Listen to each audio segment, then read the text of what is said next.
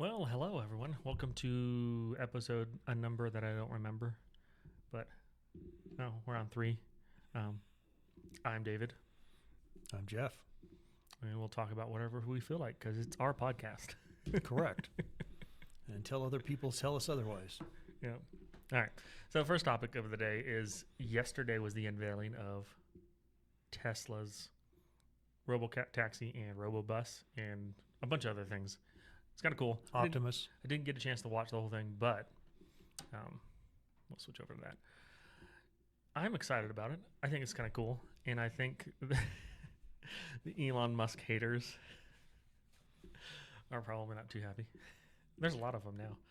Well, I saw an interesting, I think it was on CNN, where they had a panel, and one guy was talking about how him not being invited to the conference on EVs by Joe Biden Yep. really drove a wedge between him and the progressive agenda, Oh yeah. and was the thing that killed it. And this was CNN, if I like I said, remember right, admitting that this is the case, and it was kind of shocking that they would actually admit it. But yeah, here's the number one EV car manufacturer in the world for decent cars, anyhow. Yeah. Well, and it's Not invited. it shouldn't be a surprise, but then again, the people running the country aren't that smart. They have a low IQ, but they also don't have any relational intellect. I guess it makes sense. If that means. Well, the biggest issue was with Biden is Elon is Union. union. And that was the biggest issue, that they couldn't allow him there because he didn't want unions. But Instead of let's have a point I conversation. wanted to point out is they're not smart enough to realize that it's probably not the best idea to piss off the richest man in the world who's doing awesome things with technology. Well, and who owns X now? Yeah. So, I mean, they made their bed and they will lay in it. Well, and Biden's sleeping in it right now. Well, so I like the arc that Biden has been on. So since he got overturned for the position or kicked out, essentially, I'll switch back because we're not really talking about this currently. We'll go back there. He's done some interesting things as not president. Well, he is the president, but also he doesn't care anymore. Yeah. And he apparently, I've been listening to different people discuss it. Apparently, he has been known in the past as a vindictive person, and he just doesn't have the energy to be as vindictive as he used to be because he's old and senile. But when he's cognitively aware, you can tell that he is not happy that he was kicked out of the race. He let Kamala have two different, I don't know what you call them, but where she was up talking to the news media, and then he slid in at the same time on purpose, Yes, two he different did. times, and basically pushed her aside out of the media. Yep. And that's just the latest thing that he's done. And completely contradicted what she was saying.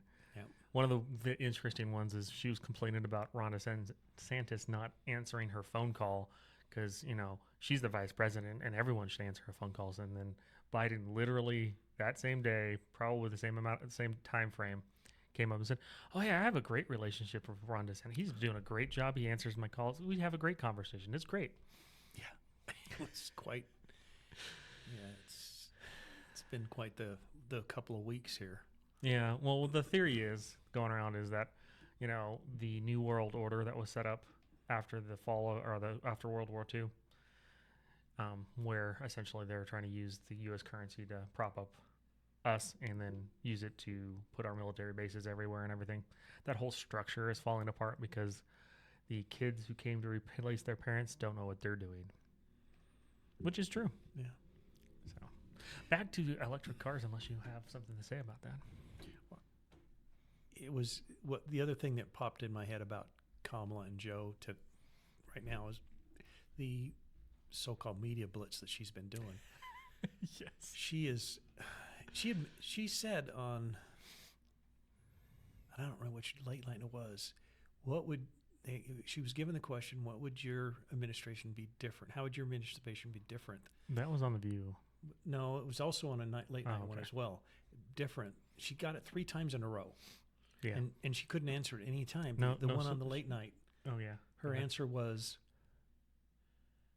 I'm not Joe Biden, and I'm not Donald Trump. That was her, what? One of her other answers was essentially, I think it's done pretty well. I'm not changing. I don't have Yeah. anything I want to change. Which, that's just insane. Anyhow, sorry, we can go back to the No, sorry. Tesla. It's just hilarious to watch people.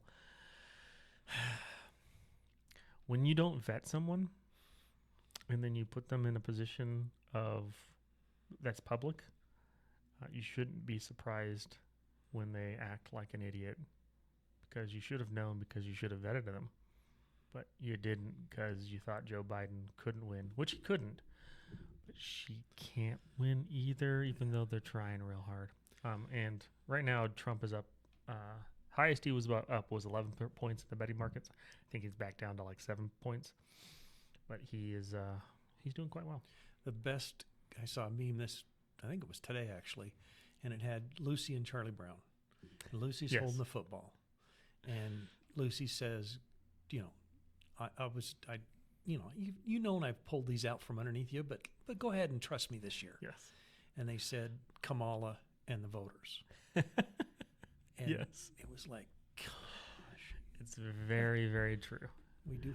we have 4 years of Yeah, and leadership to look at. this is very related to the cyber taxi conversation, because the problem, I think this is awesome. I'm super excited about it.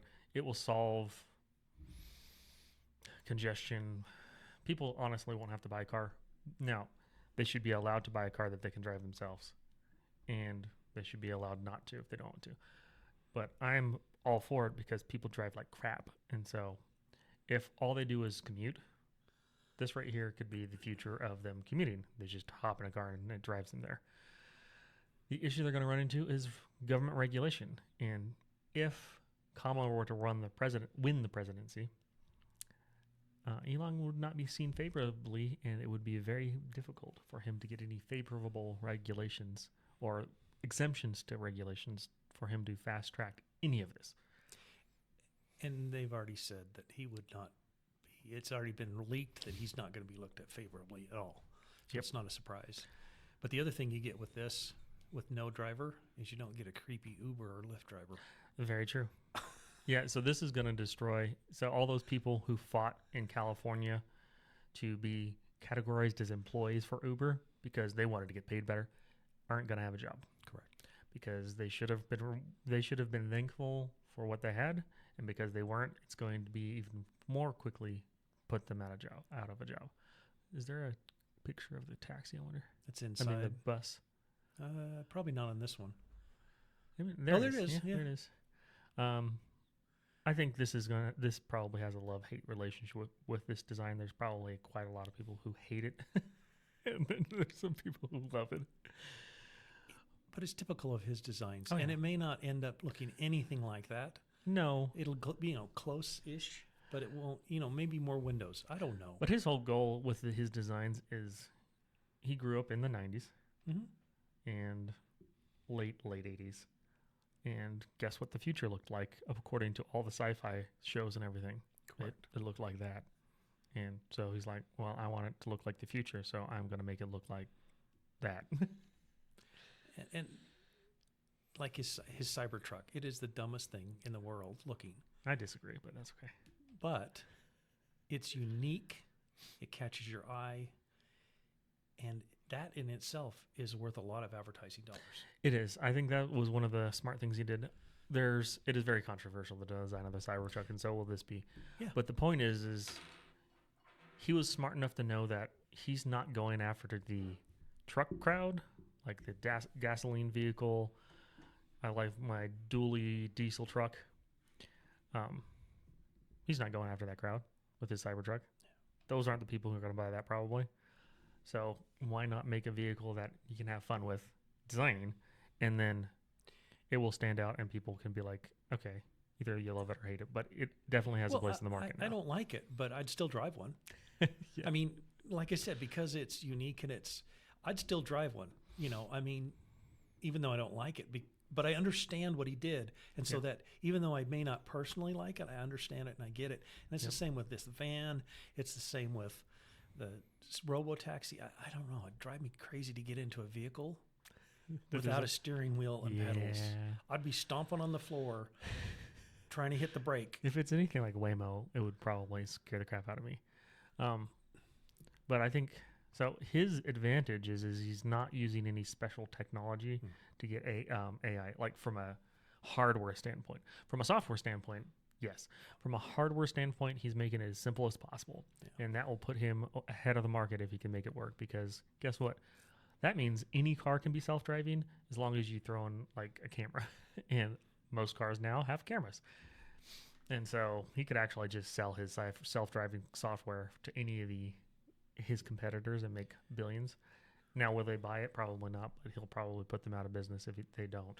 Well, and this sounds like a Elon love fest, but the other thing that he did this last week was he's been pushing to get your cell phones to connect to a satellite network and make calls via satellite. Yeah. Okay, and so he got temporary approval in one spot in the U.S., and I don't remember where it was, through the process. And he was just implementing temporary approval. But what he did in North Carolina he got emergency approval. He got emergency approval. And so any T-Mobile phone, and actually any carrier, and this is what he did say about his satellite. He doesn't want to have a carrier tied to it, so you don't have to have Tesla. You don't have to have T-Mobile, Verizon, whatever. Any of the carriers, gosh, I'm having a hard time this morning. Any of the carriers can connect and have satellite service on their phone, which will be... Yeah, well, so the nice thing about that is, so the last several years, anytime a country has, especially with a dictator at the head of it, has issues with their populace getting on the web and trying to organize or protest or anything like that, they just turn off the internet. Yeah. If the internet's in space and it's connected to your phones, you can't. Well, you can, but it's much, much more difficult. Correct. So he has things that he's done that aren't great, but I appreciate the direction he's currently going. Just like I appreciate the arc of Joe Biden, who I'm not a fan of. I appreciate the arc that Elon Musk is taking on essentially making it much, much more difficult for governments to control our people. And that is a direction I like. And it's interesting to me from a philosophical point of how one man, now he's rich. Very rich. No, but he can have a positive impact in so many things. X is an example of that. Yeah. Now, I have watched X get cleaned up lately. Yes. Over the last 6 months to a year, where the bots are getting reduced. Yes. All of this stuff is getting reduced and reduced and reduced, and it's wonderful to see. Now, let Trump win. Let him go in and be the efficiency expert. Well, you heard what he said, right? Yeah. He wants to cut 80% of government jobs if Trump wins and he gets put in there. And I am 100% for that. The only problem with that plan is it's only 80%. It should be like 95 to 99%. So, we have like a workforce that's at the government of like 1,000 people, maybe less. Yeah, and I totally but 80% agree with that. makes me happy. But 80% would be a great start. Yeah, it makes me very happy. And Vivek, he came up with the way to do it because they put laws in place where you can't. Sort of. Well, but he came up with the way to do it, and that is you just cross the board. Yep. So you do a 10%. So the laws are you can't specifically fire people or divisions so you just say 80% cut everywhere. And we're just going to do a random pick. Yep. And just anyhow. On that front, here was another article that popped up this week that I thought was of interest to take a look at. Who's this guy? I don't remember. That's the governor. Oh, that's the governor of Georgia? Georgia, yeah. So what they found is I don't know if the picture's there, but they found the encryption key Oh yeah. And so public in public. so not only is it public, the governor has a T-shirt with it. Well, that's not the governor. He met three people, Oh, that's three or what it four was. people, and he was like, "What is this? What does this mean on your T-shirt?" And they said, "This is the encryption key for Dominion systems." Yeah.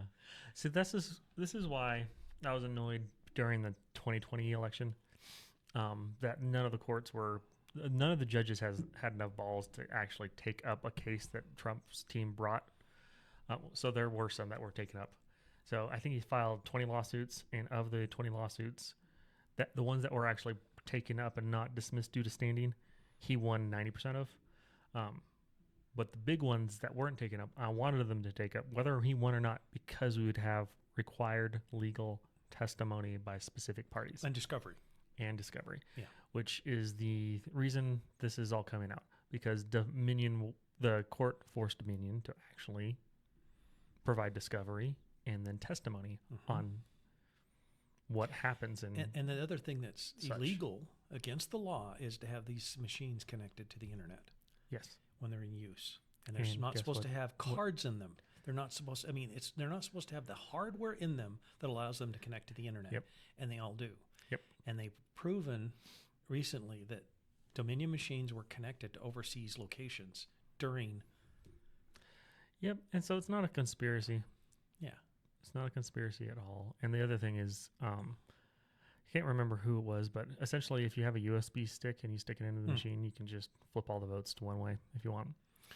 Well, that's having physical access to a computer. Well, yeah, but the problem with that is, I, as a person who has some technology, could probably go create a USB stick, and then when I go vote, stick it in the machine while I'm in there voting, and then flip all the votes.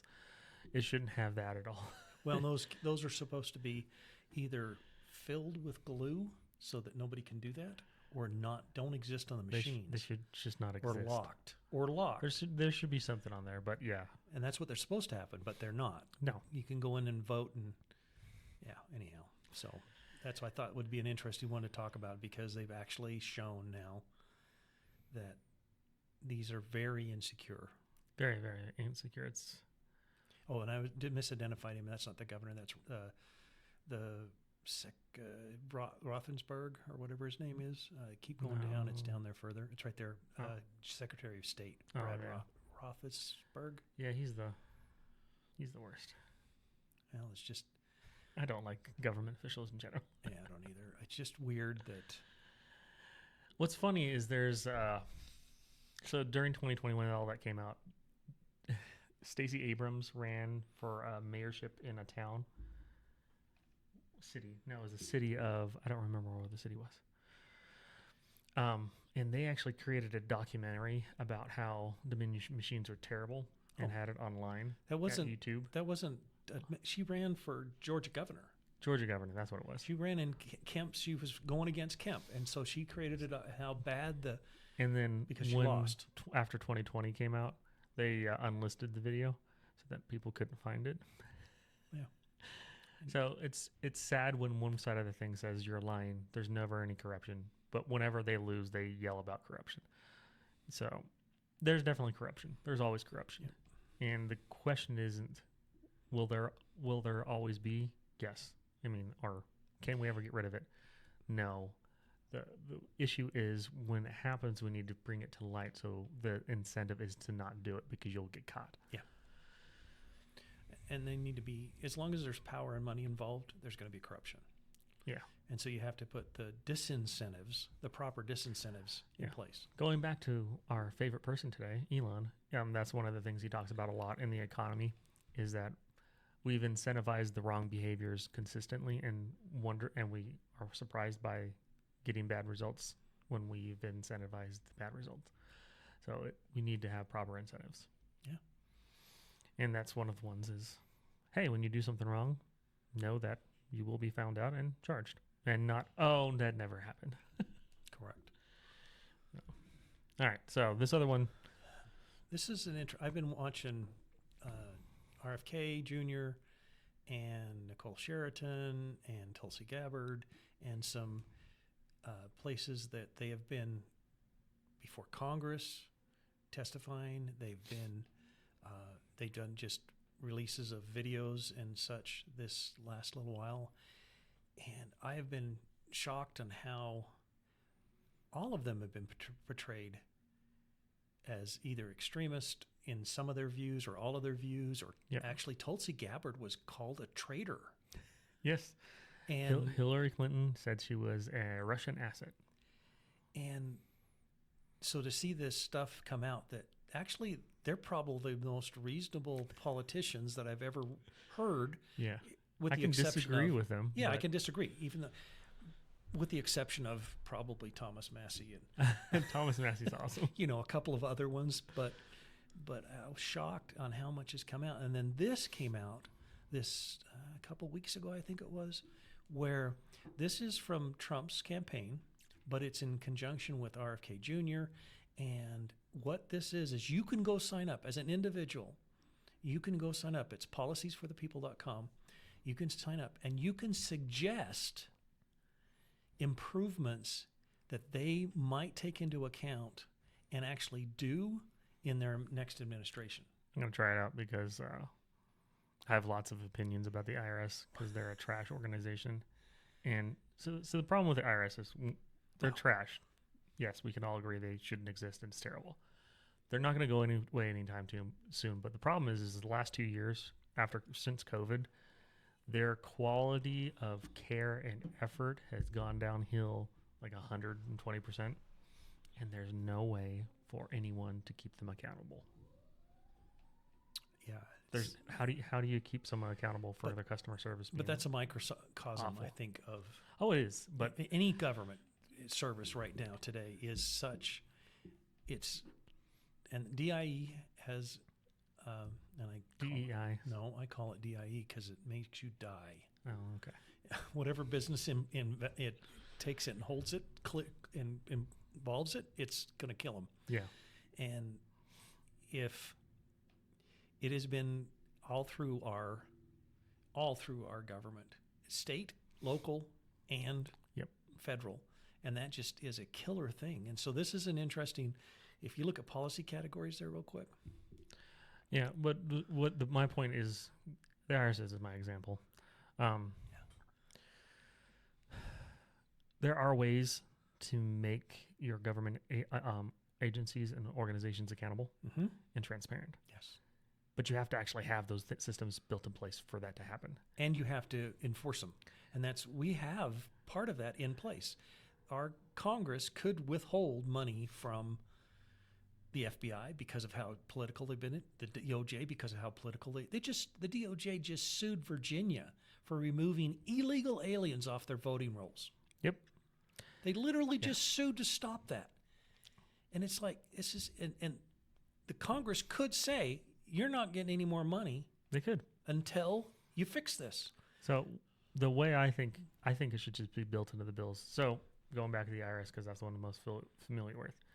Every single call that goes in the IRS should have an automated survey at the end, just like you call any other corporation. You get off the phone. Do you mind staying on the line for a 5-minute survey? Yes, I would love to, because they sucked. And they should be judged based on funding, employees, based not just exclusively on customer satisfaction surveys, but that should be a huge part of it. Well, one of the things you told me about the IRS was if you call them as a CPA and you get them to send you a letter, or however you get it, get them to send you a letter clarifying a position on this specific client. Yep. They can't be held.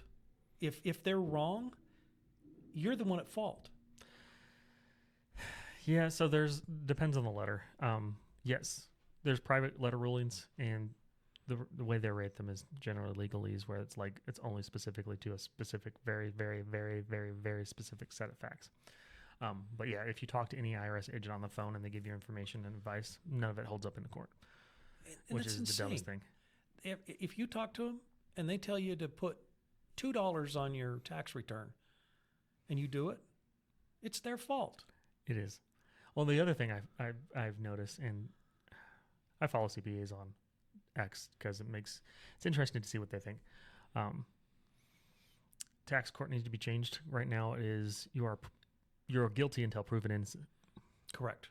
It should be the complete opposite way. just like any other Because it's against the law. Constitution. It is against the law, our Constitution. You should go to tax court, and the IRS should say you did this wrong, and they should have to prove that you did it wrong, and not you have to prove that you didn't do it Correct. wrong. But there's definitely some quick and easy ways to get some metrics for any government agency on whether they're doing a good job or not. So this website is amazing. I think it's, if you scroll down a bit further, there's a couple of, you can click on anything, and you can talk about any of these. You can create your own subject too, and you can see how many people have created their own, and then other ones that people have already started, like end the federal income tax in favor of national sales tax. Yep. 42 have commented already, and and you can see things like that. Abolish the IRS. There you go. There you go. It's never going to happen, but you can make it better. So my position is, why not take 2 steps in a direction instead of not trying at all? Well, and so I agree, and that's with, if you talk about abortion, that's exactly with abortion. The same way, I'm deport all. Yeah, I mean, look at the votes. Yeah. Yeah. Abortion is an evil. It is an evil. It is an absolute evil. It's murder. But if I could have them, less than 2%, if I remember correctly, less than 2% of abortions are done for the health of the mother, the life of the mother, rape, and incest. Yeah. Okay, I'm fine with let's deal with the 98% that are done for birth control. Yeah. Let's do it. I'm okay with that. Yeah. Incrementally. Incrementally, because I want it all gone. I do too, but I'm okay with, let's get rid of 98%, and then we can argue about the 2. Yeah, and I think one of the podcasters I listen to, he points out that a lot of conservatives are unwilling to take the position. So what you have to do in any debate or negotiation, you can't start out at what you want. Correct. Because you have nothing to give up or move on. So you can't make them, from a psychological standpoint, feel good about themselves by moving your position to get them to move their position. And so you actually have to start at a more extreme stance. And so instead of Republicans starting at, oh, we're good with, race, we should start at, abortion should be illegal across the board, whatsoever, forever. And humans, or a person per the Constitution, should be defined as, someone who has genetically unique DNA, but that also can cause a problem with twins and stuff. But you'd have to define it well. Yes. Because then you could say, they'll come back and say that is completely unreadable. And so you say, give me a better position, offer me something, and then you could move up to a little bit more reasonable position, because you've got ground to give and can look like you're willing to negotiate. Where if you don't start from a really, really extreme, from their perspective position, you have no negotiation power. Yeah, and negotiate. Even if you went to a yard sale, you can't negotiate with somebody at a yard sale for an item that you want, and you ask for the they're going to start at a higher point. Yes. And you're going to start at a lower point, and somewhere in the middle, that's where you're going to go. Yep. And that's what you have to do. Now, we've got to click on the one that says teeth. Teeth? Because I have no idea what that means. Oh, lost. Okay, it is about teeth. Yeah, let's make teeth great again. I love that. I need a hat like that. Okay. I just had that is one of the few industries that probably needs some, not oversight, but a way for you to better understand who are good professionals in the industry, but is a lot less regulated than medical, which is good.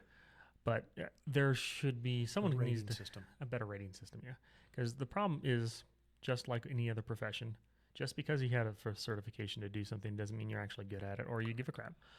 And so being able to rate people properly would be helpful in that manner. Absolutely, because when we move to a new area, it always takes us years, at least usually a couple of years, to find an actually good dentist.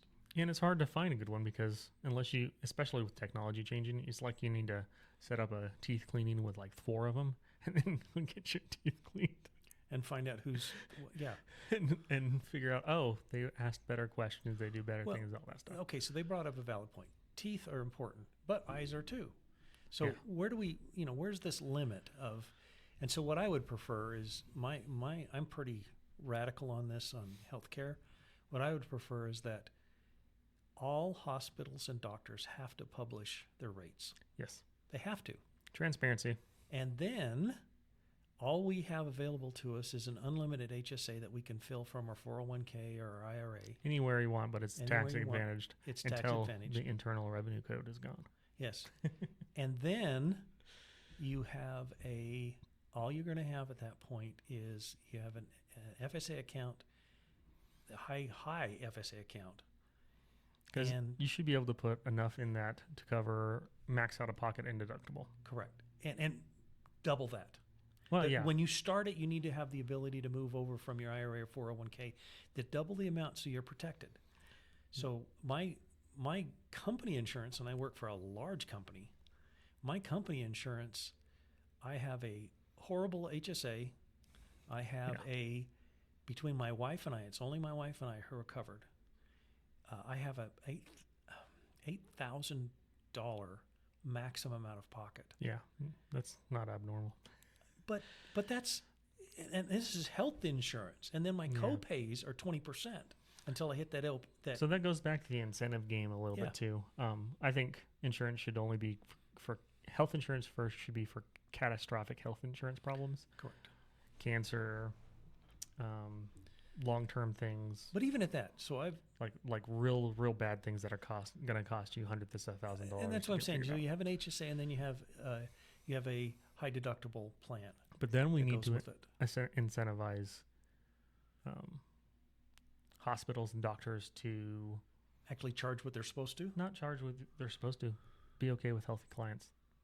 Because right now they Yes. make more money off of unhealthy clients. Yeah. And so if we could come up with a system where essentially they get paid a monthly fee for keeping clients not on drugs or healthy. I don't know how it would work, but you need to have some sort of incentive that says, all right, you're going to get paid lots of money if none of your customers get sick. Well, but I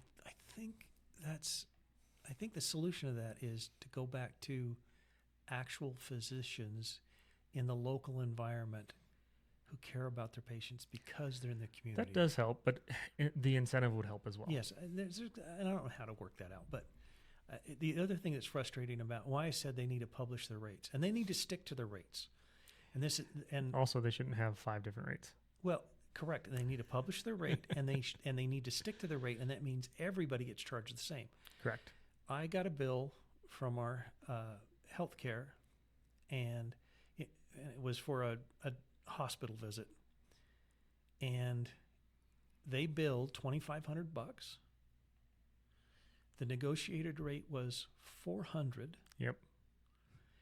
and my 20% It was based on the 2,500. was based on the 2,500, and I paid the entire amount minus a few bucks. Now Yep. that's shouldn't be allowed. No. I'm sorry. If the hospital really only needs $400 for this service, Well, that's why you have to get insurance companies out of the way. Yeah.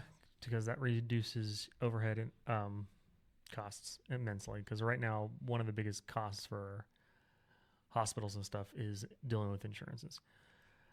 Because they don't. there's get so paid many for, loopholes to jump through to get paid, Yeah, and it's not. It's and half the 6 time months before they crap, get paid. the crap gets rejected, and then you have to put it in a different code and So resubmit it. And So I have it's a another one mess. of those because I'm old. I need knee surgeries. Okay. Yeah. Knee replacement surgeries. So the doctor that I've gone to, he says what they do is they get a CT of my knee, they send it off, they get a 3D print of my knee, Yep. printed out of what the knee looks like on the inside, and then the company that makes that makes a jig, a cutting jig for that 3D printed, and then the doctor can hold it up, and once he gets it, can look and make sure that the jig is going to cut where he needs it to cut. Yep. Accurately. Okay, so that's, and then they open the knee up, stick the jig in, literally stick their tools in and start cutting. That's how they do it. The insurance company, my insurance company, rejected the CT and says, no, CTs are going to give you an inside view of the knee. You don't need that for a knee surgery. And I'm like, what? But that's the way that protects it. And then I call back. It's even worse. It gets even worse than that. Yeah. Because the hospital's going to make enough money on it. Yeah. They're going to eat the CT. I was told they will just eat the CT. And I'm like, it's not surprising. It's not surprising, but it was just like, really? So what I find funny is the people who say that the government should be the solution to the healthcare problem, and they don't understand the history of it. Of the government or the healthcare. Well, either. Because the government is the original issue behind the healthcare issue in the U.S., the cost. Correct. Was it World War II? They put a cap on salaries across the nation. So told private companies that they could not pay their employees more. So guess what they did? To keep their employees or poach higher employees, they offered health insurance. Correct. And why is that a bad thing? Because it removes you from the actual cost of your service. And anytime the consumer is there's a barrier put between them and the actual cost of service, they no longer care what the actual cost of service is. And therefore, the service company can just jack up rates, and the consumer doesn't find out until 3 years later. And, oh, wait, insurance costs a lot of money. And that's the main problem here. And that's why open rates is helpful. But moving towards you actually have to pay for everything unless it's an emergency or something like that. Well, even like cancer care, I've got cancer. Yeah. So the hospital billed for the radiation treatments. Yep. Like another $2,500 a treatment. Yeah. But the negotiated rate is like $400 again. Yep. And I'm like, how? If I went in and I had to pay for this myself, I couldn't pay the $400. They'd demand that I pay the $2,500. And they might give me a 10% discount if I pay cash. Yeah, that shouldn't be the case at all. It's insane. Yeah, I mean, this is the same thing as the issue with college tuition rates. And the solution there is not to make college free, because that's not going to solve it. That'll actually make things worse because you'll have less quality education, is allow them to be discharged in bankruptcy. And then I think the institutions that gave out the loans, the colleges, should be on hook for the cash on those loans if they get discharged in bankruptcy. Well, and then guess not what? Only that, they should have to fund. I think they should have to fund the loans. Nobody else should be able to give you a loan. Correct. If you want to go to Princeton, you get your loan from Princeton, and they're the ones on the hook if you don't pay. Correct. And so, what would that do? How many types of degrees would go away? Yeah, exactly. But it would be good because it would drop the rate of school, because back in the day, you could work a part-time job and pay for your school. And that's probably like 40 years ago now. I did. And when I went to school, it was $20,000 a year. And now the same school, I think it's $40,000 a year, which is a full-time job.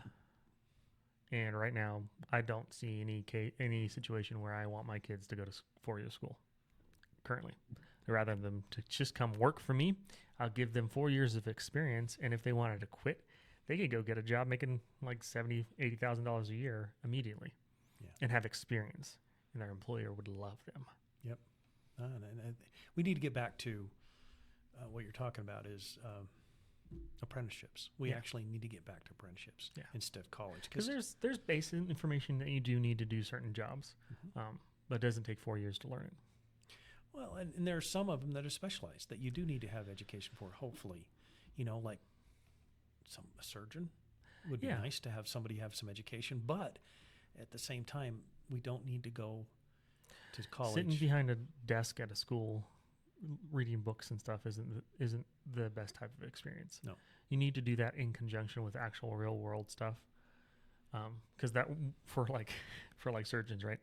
Well, you could learn all the stuff and then get into the hospital and see your first surgery and just throw up everywhere, and then you need hands-on. You need the hands-on to understand. That would be me. If I went into there, I'd pass out. Forget throwing up. I'd pass out. But I think that's much better, is you can merge the two together. But getting rid of student loans essentially by allowing them to get just discharged in bankruptcy, meaning the free money's not there. Yeah. It's going to cause universities just crash and burn, and the whole industry would change. It would hurt for a little while, but it'd be better overall. But they're hurting already. They are. You look at who's involved now in 4-year degrees. Yeah. 70-some-odd% are just women. Well, yeah, and then most of them are unemployed when they get out. Correct. That So. is absolutely true. Yeah. Well, I think that's probably all we got today, unless you wanted to add anything additional. No, thanks for listening. We appreciate it. Like and subscribe and leave comments, and we may or may not read them. We'll see. Bye. Bye.